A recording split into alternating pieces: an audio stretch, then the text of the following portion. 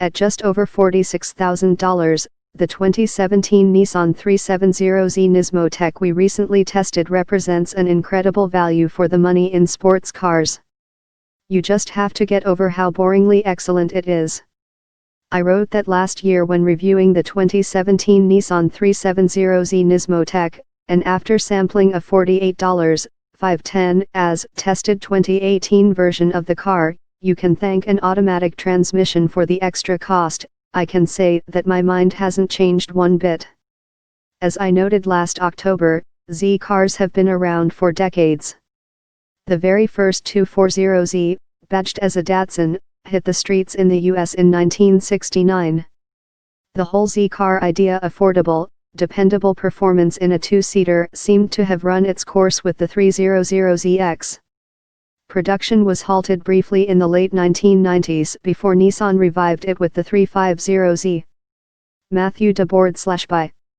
The 370Z Nismo Tech, the hottest version of the ride, is the latest and greatest.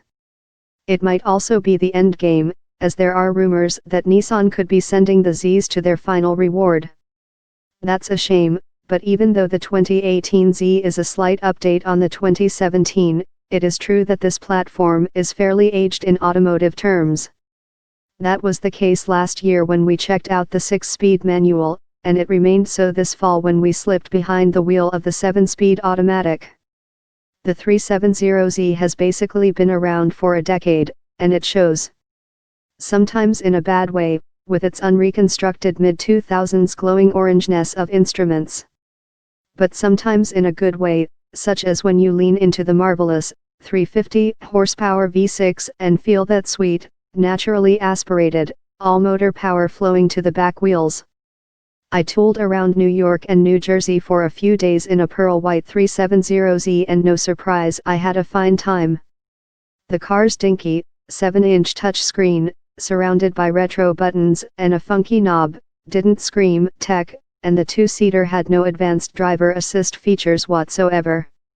But for some fans of throwback piloting, that's all going to be perfectly cool. The base 370Z is only about 30 grand, but mine was thoroughly Nismo'd up.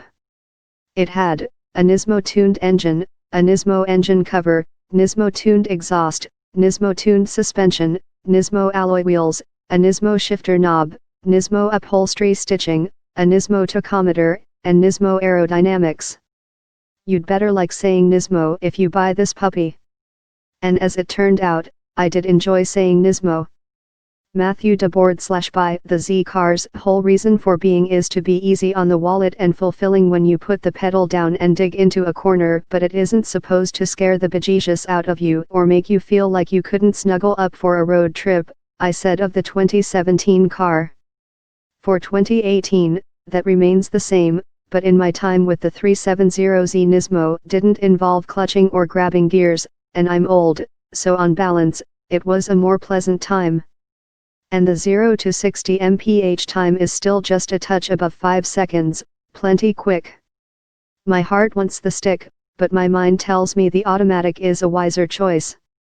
And regardless, this 370Z has paddle shifters behind the steering wheel, so you can have your manual fun, minus the third pedal.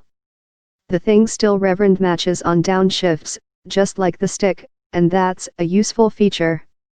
Matthew DeBoard/by. I can't really take myself seriously in a Z car, and I'm not one of those people who's always had one and always will. But the machine is fun to drive, and I simply can't argue with Nissan's V6, which in the face of an onslaught of Turbo 6s and Turbo 4s is enchantingly retro. What a fantastic motor! The Z's styling is actually sort of timeless, if overly youthful for anybody over 30, and despite the lack of a rear seat, the fastback hatch provides enough space to lug a surprising amount of stuff. I still deeply like, rather than love, the car. But I like it a little bit more than I have in the past. If I were feeling a bit crazy and out of character, I might just go for it. Now watch, after testing more than 70 cars, this Porsche is our 2017 Car of the Year. Follow us on Facebook for more car and transportation content.